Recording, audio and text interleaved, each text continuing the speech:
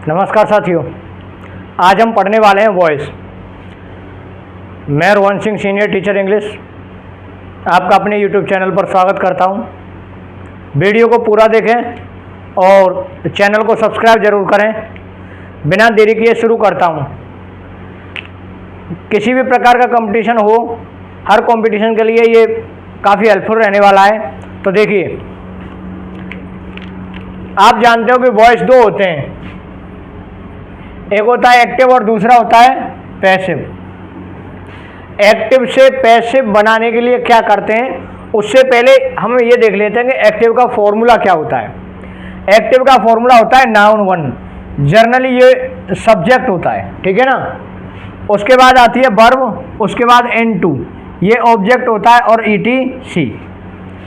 जब भी हम पैसिव की बात करते हैं तो पैसिव में जो सेंटेंस का स्ट्रक्चर रहता है वो ये रहता है, सबसे पहले N2 आती है।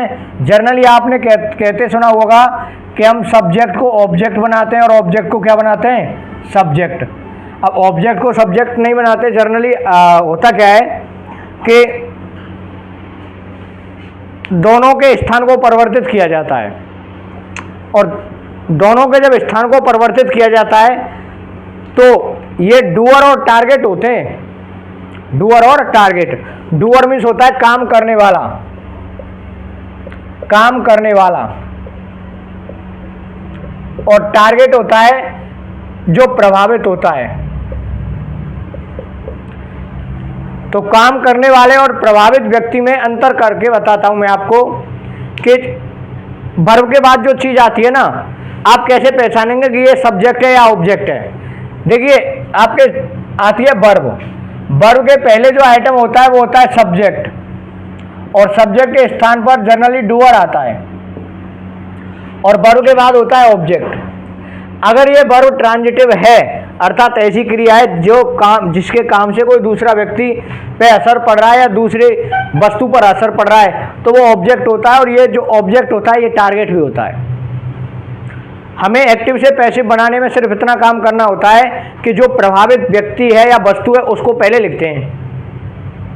और सेंटेंस के 5 एलिमेंट होते हैं। सेंटेंस के 5 एलिमेंट कौन से होते हैं, S, B, O, C और A। सबसे पहले होता है सब्जेक्ट। सब्जेक्ट का अर्थ कर्ता नहीं होता, इसका अर्थ कुछ अलग होता है, उद्देश्य होता है, जो काम के बारे में बताना चाहता है। उद्देश्य और विधेय, सब्जेक्ट और प्रेडिकेट, ठीक है ना। ये सब्जेक्ट होता है और ये ऑब्जेक्ट होता है। इनको हम आपस में बदलेंगे। जब इनको आपस में बदलेंगे, देखिए यहाँ पे N1 है और यहाँ पर पैसिव में पहले क्या है, N2। ध्यान देने की बात यह है कि एक्टिव में N1 वर्ब, N2 और ETC होता है, जबकि इसमें होता है सबसे पहले N2। ये कंपलसरी बात है कि हेल्पिंग वर्ब के तुरंत सब्जेक्ट के तुरंत बाद, अर्थात जो N2 आती है उसके तुरंत बाद हम हेल्पिंग वर्ब लगाते हैं। तो जब भी हम पैसिव का वाक्य लिखेंगे उसमें 100% हेल्पिंग वर्ब आएगी, और हेल्पिंग वर्ब के बाद वर्ब की थर्ड फॉर्म आती है, बाई आता है, N1 आती है और ETC आता है। जब भी हम असर्टिव सेंटेंस बनाते हैं उसमें हेल्पिंग वर्ब जरूर आती है। इस फॉर्मूले को मैं ऊपर से अगर नीचे लिखूं आपके लिए, तो आपके लिए समझना और आसान हो जाएगा। देखिए, यह सब्जेक्ट, वर्ब, ऑब्जेक्ट और ETC, ये हो गया आपका एक्टिव का सेंटेंस। जब हम बदलते हैं तो सबसे पहले इस ऑब्जेक्ट को आगे लाते हैं, और इसको क्या बनाते हो आप, जर्नली सब्जेक्ट, बल्कि आप ऑब्जेक्ट को पहले लिखते हो। सब्जेक्ट एक निश्चित जगह है, उसकी जगह पर ला करके रखते हो। जैसे मैंने बताया S, B, O, C है, वो एक निश्चित स्थान है। टारगेट का काम चेंज नहीं होता, वो पहले भी टारगेट था और बाद में भी टारगेट रहेगा। अनुज ने सांप को मारा, अब सांप को पहले लिख दो या पीछे लिख दो, मारा तो अनुज ने ही है ना वो। तो टारगेट कौन था, सांप था, अनुज का टारगेट था सांप। सांप को पहले लिखने से वो सब्जेक्ट की जगह पर आकर के बैठ रहा है। जैसे प्रिंसिपल के रिटायर होने पर या ट्रांसफर होने पर दूसरा प्रिंसिपल आकर के बैठता है, वो पद है एक तरह से। नेक्स्ट, उसके बाद बात करते हैं हेल्पिंग वर्ब। उसके बाद वर्ब की कौन सी फॉर्म? Third form. उसके बाद लिखते हैं बाय ऑब्जेक्ट और ईटीसी। ये हो गया आपका पैसिव का स्ट्रक्चर, ये सब्जेक्ट का स्ट्रक्चर और ये पैसिव का। ऑब्जेक्ट को लिखा, वर्ब को हेल्पिंग वर्ब के साथ लिखेंगे, फिर बाय लगाएंगे और बाय के बाद ऑब्जेक्ट और ईटीसी। तो इस तरह से वाक्य बनाएंगे और हमें सारे वाक्य इसी पैटर्न से बनाने हैं। आपको ध्यान रखना है इस चीज का। अब एक्टिव से पैसिव बनाते समय जो परिवर्तन है ना वो कितने करते हैं, देखिए इसका एक फॉर्मूला है। फॉर्मूला क्या है? सटेपो। मैंने इसको शॉर्ट में किया है, हुआ तैयार।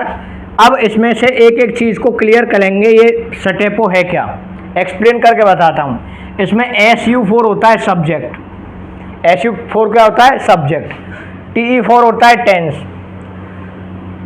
P4 होता है प्रीपोजिशन जो कि हम जर्नली बाय लगाते हैं, और O4 होता है ऑब्जेक्ट। सटेपो सब्जेक्ट, टेंस, प्रीपोजिशन और ऑब्जेक्ट, इनमें परिवर्तन होता है।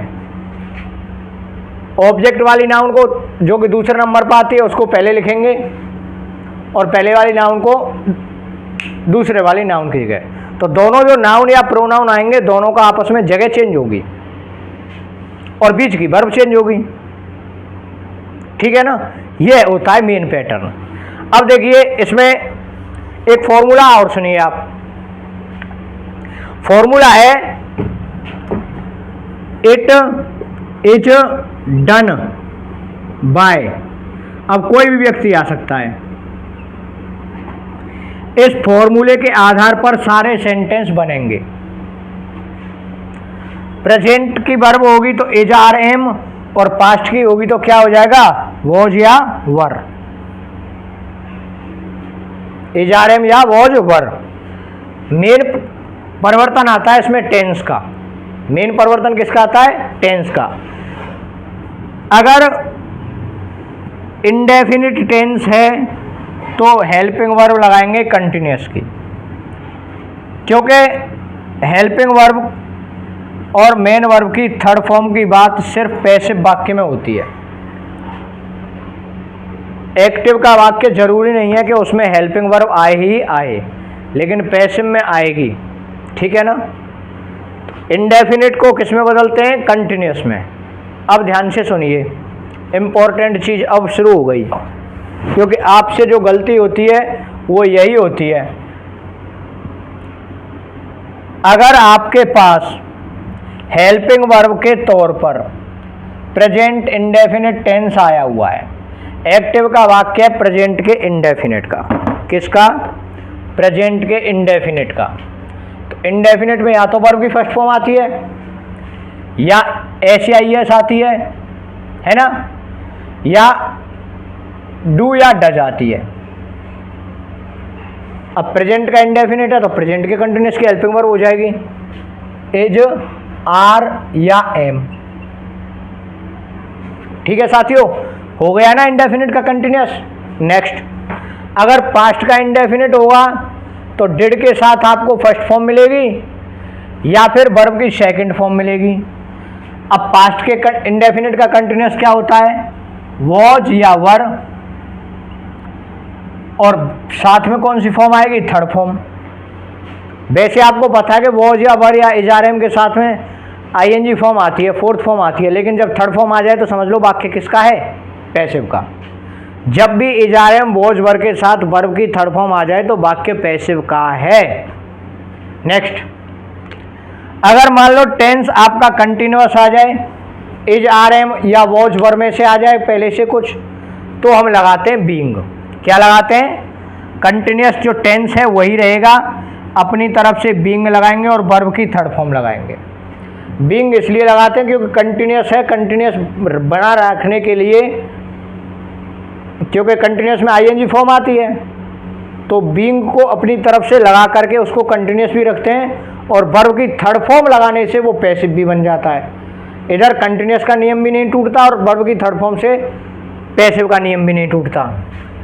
इज आर एम है, या वॉज वर है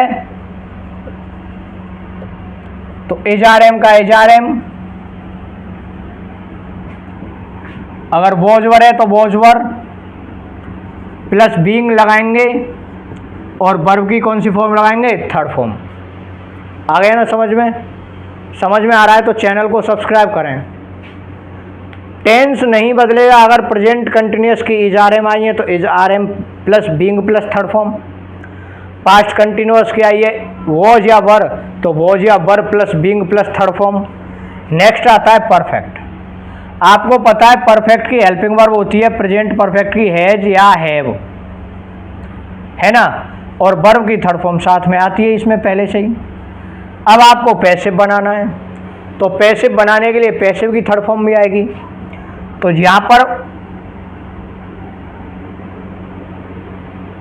पैसिव की थर्ड फॉर्म भी आई है ना इसमें, लेकिन कंटिन्यूस रखने के लिए बीइंग लगाया। इसी प्रकार से परफेक्ट रखने के लिए हैज या हैव में बीन लगाते हैं और मेन वर्ब की हमेशा थर्ड फॉर्म आती है। ये जो थर्ड फॉर्म है ये पैसिव की थर्ड फॉर्म है और ये बी की थर्ड फॉर्म है बीन, ये परफेक्ट की थर्ड फॉर्म है।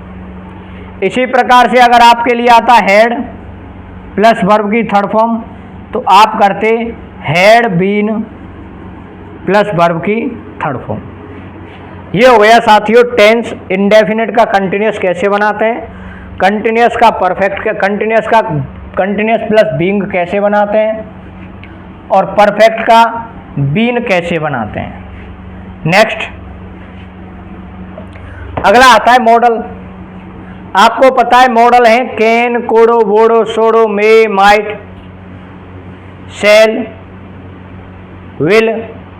जब भी पैसिव में हम देखेंगे तो चाहे कोई भी मॉडल आ जाए उसके साथ आपको लगानी है बी और वर्ब की थर्ड फॉर्म। वर्ब की कौन सी फॉर्म लगानी है, थर्ड। ये हो जाता है आपका पैसिव। अब मैंने एक फॉर्मूला और बताया था आपके लिए, इट इज डन और बाय। देखो ये सब्जेक्ट हो जाएगा बदला हुआ, जो मैंने आपको N2 करके बताया। इसके स्थान पर इसको आप याद कर लो, जो भी टेंस आएगा वही वर्ब लग जाएगी।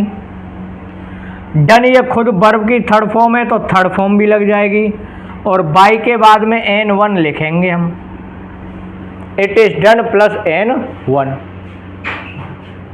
N2 से शुरू है और N1 पे ख़त्म है, यही तो क्रम बदलता है। अब एक्सरसाइज देखते हैं। सबसे पहले बात करता हूं मैं असर्टिव सेंटेंस की।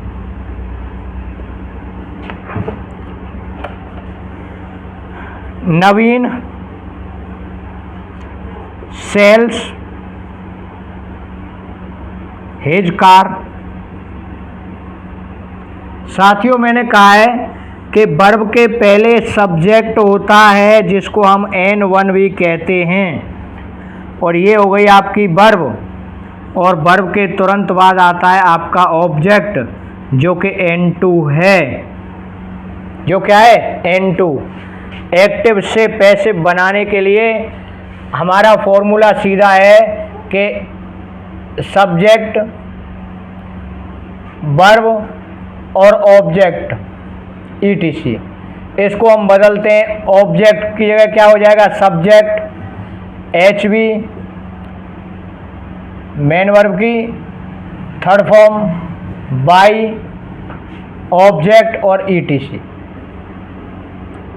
ये यहाँ पर आके सब्जेक्ट बन गया और ये यहाँ पे आके क्या बन गया, ऑब्जेक्ट। और वर्ब को helping verb plus third form में लिख देंगे। अब दूसरा फॉर्मूला ये भी बताया हुआ है मैंने, आप इट इज डन के साथ हिज कार को पहले लिख लेंगे, his car. Sell verb present indefinite की है ना, तो इज आर एम लगेगा क्योंकि इंडेफिनिट को कंटिन्यूस प्लस थर्ड फॉर्म में लिखते हैं। कार एक है तो इसलिए इज। सेल की थर्ड फॉर्म हो गई सोल्ड, आप लगाएंगे बाई। व्यक्ति का नाम है नवीन, आप लिख देंगे। Okay, next example.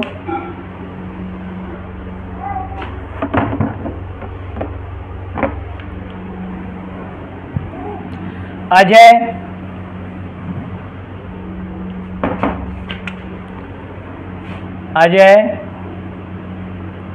Does not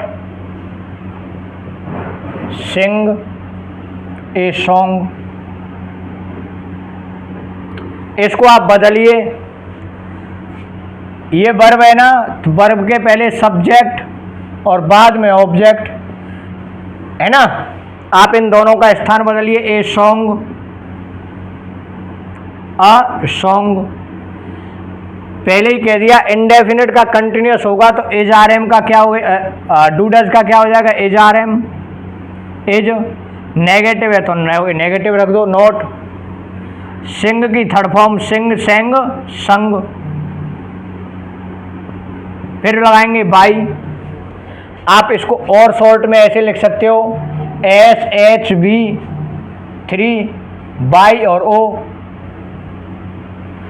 S लगा दिया आपने, लगा दिया ना, एच भी लगा दिया, वर्ब की थर्ड फॉर्म लगा दी, बाई लगा दिया, ऑब्जेक्ट लिख दो, क्या है, अजय।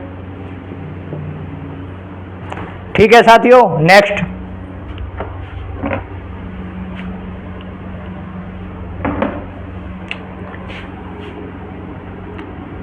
विवेक बॉट ए मोबाइल। कौन सा टेंस है, पास्ट का इंडेफिनिट। ये वर्ब है, वर्ब के बाद object A mobile, uh mobile. Past का इंडेफिनिट है तो पास्ट के कंटिन्यूस में बदलेंगे, वॉज या वर। वॉज। बॉट की थर्ड फॉर्म बॉट होती है। उसके बाद क्या लगाएंगे, सब्जेक्ट हो गया, हेल्पिंग वर्ब हो गई, मेन वर्ब की थर्ड फॉर्म बाई लगाएंगे, बाई लगा दिया। किसने बेचा, विवेक ने। ये हो गया साहब। इसी प्रकार से कंटिन्यूस का एग्जाम्पल देखिए, मैं आपको सभी टेंसेस के एग्जाम्पल करके बताता हूँ।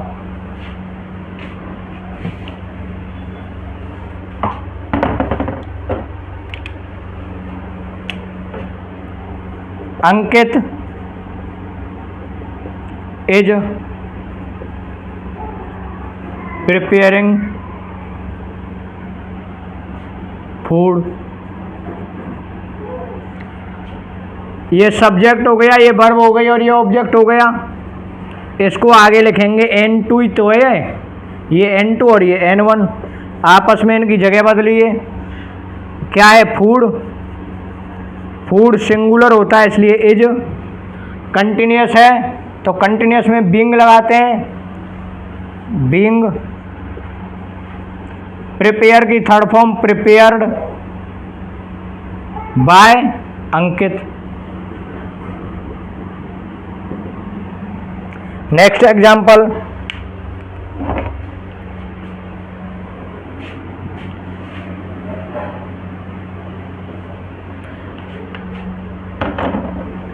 he was telling some tricks। he was telling some tricks कैसे बनाएंगे, सब्जेक्ट क्या है, ही। was और टेलिंग वर्ब है तो बाद का ये ऑब्जेक्ट, सम ट्रिक्स। लिख लिया ना साथियों। कंटिन्यूस का कंटिन्यूस ही रहेगा, टेंस प्रेजेंट का है तो प्रेजेंट का और पास्ट का है तो पास्ट का। वर्ब हेल्पिंग वर्ब के बाद बीइंग लगाएंगे तो ट्रिक्स प्लूरल है तो वर बीइंग। टेल की थर्ड फॉर्म क्या होती है, टोल्ड बाय हिम। अब आपको मैं बता देता हूं ही का हिम क्यों हुआ। देखिए, कुछ प्रोनाउन है जिनका सब्जेक्ट और ऑब्जेक्ट बता रहा हूं मैं आपको। आई का ऑब्जेक्ट होता है मी, वी का ऑब्जेक्ट होता है अस, यू का ऑब्जेक्ट होता है यू, ही का ऑब्जेक्ट होता है हिम। ही का ऑब्जेक्ट क्या होता है, हिम, इसलिए हमने ही का यहाँ पे हिम कर दिया, है ना। इसी तरह से सी का ऑब्जेक्ट होता है हर, सी का ऑब्जेक्ट क्या होता है? हर। दे का ऑब्जेक्ट होता है देम, और इट का ऑब्जेक्ट होता है इट। ये सब्जेक्ट से ऑब्जेक्ट बनाए जाते हैं या ऑब्जेक्ट से सब्जेक्ट, ठीक है ना साथियों। Next, perfect tense. अगर मैं बात करूं परफेक्ट टेंस की, आपको जो भी मैंने रूल्स बताए, जो भी आपको शॉर्ट ट्रिक बताई हैं, आप उनमें से किसी भी ट्रिक को फॉलो करके वाक्य बना सकते हो। I have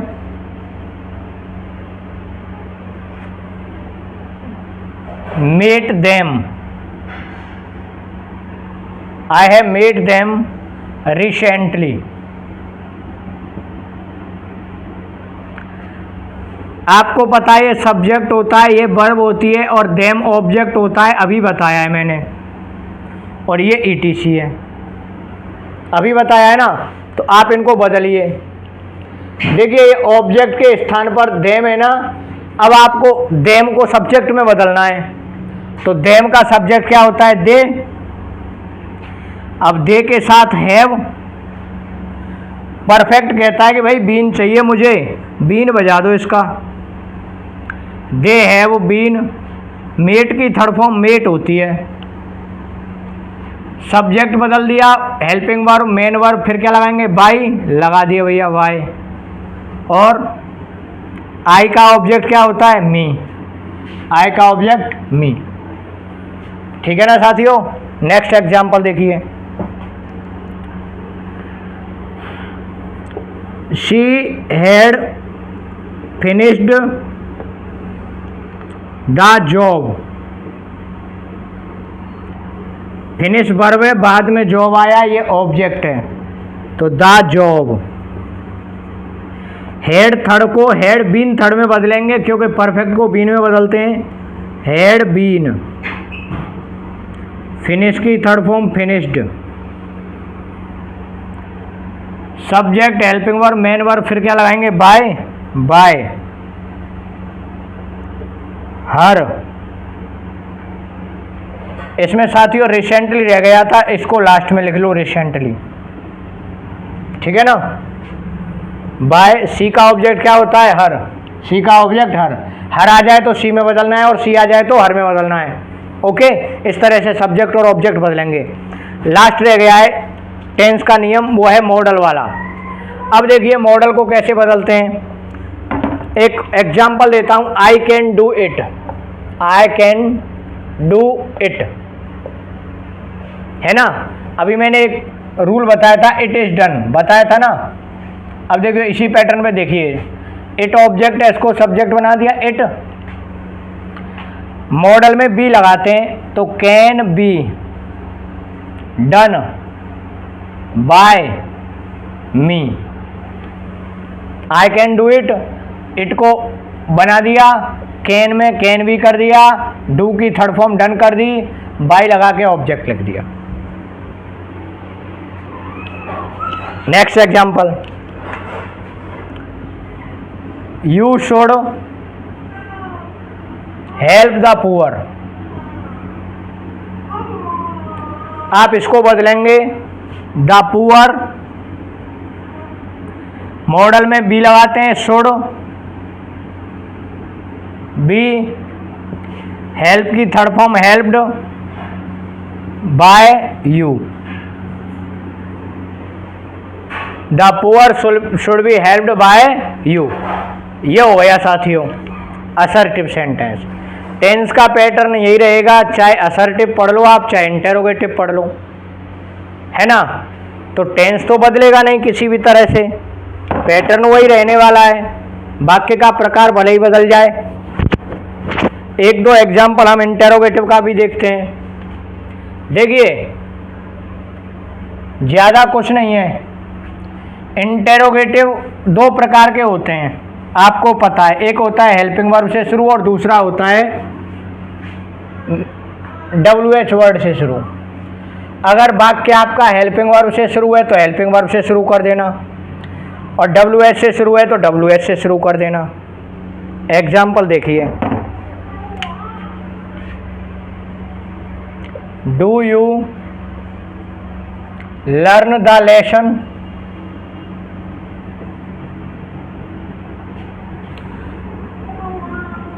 Y do you learn the lesson,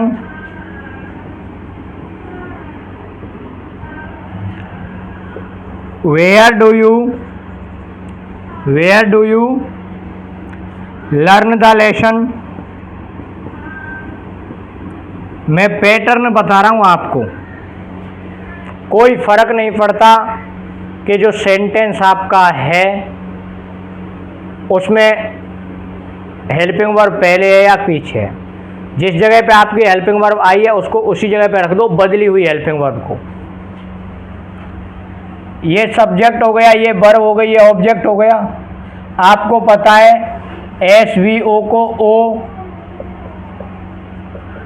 HV be third by plus object में बदलते हैं, ये पता है ना आपको। ये N2F इसको पहले लिखेंगे द लेसन।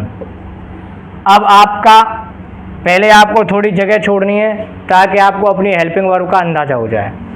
लेसन कितने, एक हैं। आपको पता है प्रेजेंट इंडेफिनिट की हेल्पिंग वर्ब है तो इज आर एम में बदलते हैं इसको, इज। लर्न की थर्ड फॉर्म होती है learnt. Is the lesson learnt by you. Generally लिखते नहीं है इसको, पर आप समझ लीजिए। Is the lesson learnt by you, सब कुछ वही है। दूसरे वाक्य में भी मैंने पहले कह दिया आपको WH की जगह WH, वाई। अगर इसको आप बदलें तो द लेसन, लेसन के हिसाब से HRM। लर्न की third form learned by you, ठीक है। नेक्स्ट, अब यहाँ पे कोई सब्जेक्ट चेंज कर लेता हूँ मैं, द स्टूडेंट्स, और यहाँ लेसन का लेसन्स कर लेता हूँ, डू का डिड कर लेता हूँ। कोई फ़र्क नहीं पड़ता वर्ब कौन सी है, जिस भी टेंस की है उसकी लगा दो, है ना। या फिर हैव कर लेते हैं, हैव और लर्नट। अब आप इसको बदलेंगे तो कैसे बदलेंगे भैया, वेयर ऑब्जेक्ट द लेसन से लिख लेंगे द लेसन्स, हैव लर्न की थर्ड फॉर्म लर्नट, सॉरी टेंस बदलेंगे ना आप, परफेक्ट में बीन लगाते हैं, लगा दो भाई बीन। ध्यान रख लेना ये बीन या एक से अधिक शब्द की जो भी हेल्पिंग वर्ब है ना, मैंने आपको करेक्ट फॉर्म ऑफ वर्ब में बताया था। जब भी प्रश्न बनाते हैं तो सिर्फ पहले शब्द से बनाते हैं। Has, will have been, shall have been, तीन शब्द हैं, विल हैव बीन। प्रश्न बनाएंगे तो सिर्फ विल से बनाएंगे, हैव बीन सब्जेक्ट के बाद लिखा जाता है। और अगर नोट की कंडीशन आती है ना तो will subject not have been लिखा जाता है, ठीक है ना। विल